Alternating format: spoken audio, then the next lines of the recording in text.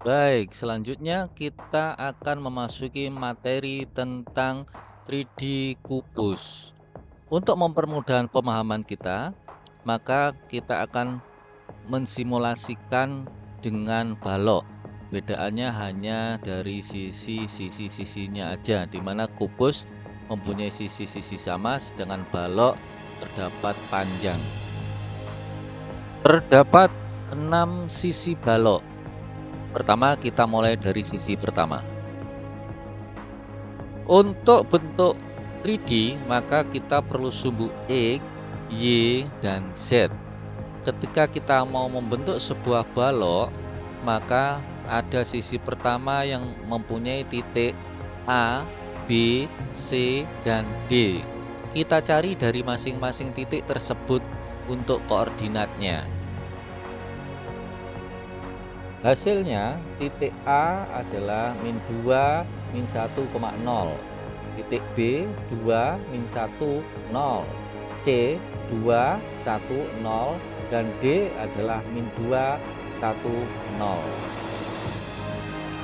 Untuk sisi kedua atau sisi sebelah kanan, yaitu titik C, B, F, G, menghasilkan koordinat C 210, B 2 min 10, F 2 min 11, G 211, di mana titik C dan B sama dengan pada sisi pertama. Selanjutnya adalah sisi yang ketiga. Sisi yang ketiga adalah sisi bagian belakang, di mana tadi kalau sisi pertama adalah sisi depan, kemudian sisi kedua adalah sisi sebelah kanan, kemudian sisi ketiga adalah sisi bagian belakang. Sehingga ketika kita mengomongkan atau kita membicarakan sisi belakang, berarti punya kedalaman. Sehingga titik untuk E, F, G, dan H itu hampir sama dengan titik A, B, C, dan D. Yang membedakan adalah sumbu Z yang mempunyai kedalaman. Kita anggap kedalamannya adalah satu satuan, sehingga dihasilkan bahwa titik E adalah min 2 min 11, kemudian F adalah 2 min 11, kemudian G adalah 211, dan H adalah min 211.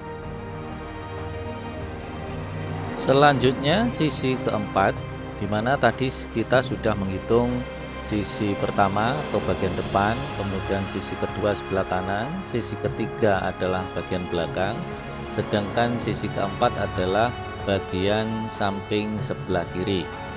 Dari perhitungan atau koordinat dari sisi sebelah kiri atau sisi keempat adalah titik A min 2 min 10, kemudian titik E adalah min 2 min 11, titik D adalah min 2 10, dan titik H adalah min 2 11. Sisi selanjutnya adalah sisi yang kelima.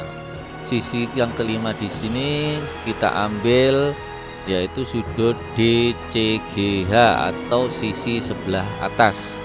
Karena tadi sudah kita hitung untuk hasil koordinatnya, kita tinggal tulis ulang aja bahwa titik D min 210, C 210, G 211, dan H adalah min 211.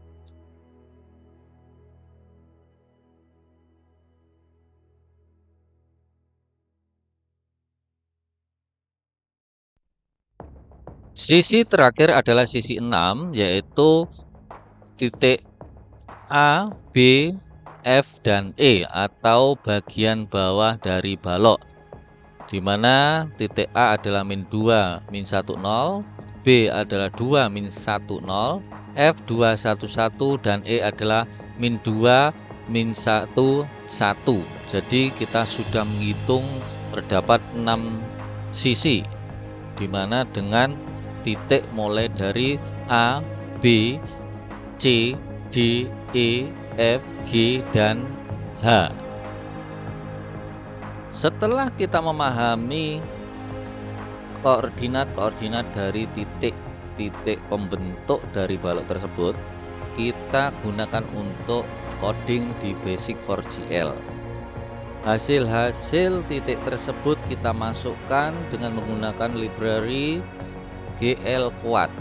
Seperti yang terlihat bahwa kita runtutkan, jangan sampai terbalik. Jadi ketika kita membentuk suatu sisi, misalkan ABCD, jangan ditulis terbalik menjadi ACBD, nanti hasilnya akan berbeda karena bentuk kita adalah sisi dalam bentuk kotak-kotak gitu. Jadi berdasarkan yang terlihat ini, Anda silahkan mencoba. Untuk mempermudah memahami hasil, maka pada bagian main program saya tambahkan untuk rotasi dari sumbu X dan Y yang kita increment, sehingga akan terlihat dari berbagai macam sudut pandang ya. Jadi akan terlihat seperti berikut. Ini adalah hasil ketika kita jalankan Basic 4GL tersebut. Sedangkan untuk bagaimana pergerakan 3 dimensi, baik perputaran, pergeseran, sama seperti 2 dimensi. Perlu diingat bahwa di mana dilahirkan objek pertama itu akan menentukan titik pusat perputaran atau pergerakan objek 3 dimensi kita. Terima kasih dan sampai bertemu pada pertemuan selanjutnya.